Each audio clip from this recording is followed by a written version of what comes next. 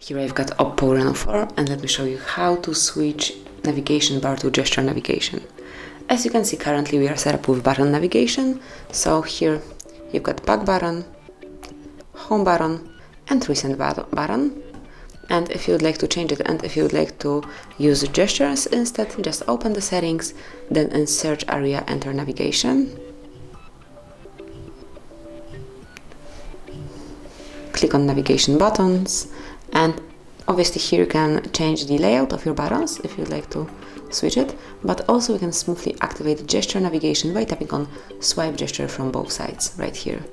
And now here you've got small tutorial, so here you've got all the options, and basically all you need to know is that if you will slide from right to left or from left to right, just like this, you can go back, then quick slide up will redirect you to home screen, and if you'd like to check recent items, just slide up and hold it for a while.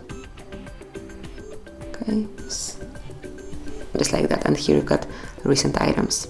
So that would be all. Now you can smoothly use gesture navigation. Obviously you can switch it back to button navigation the same way. And that would be all. This is it. Thank you for watching. Please subscribe our channel and leave the thumbs up.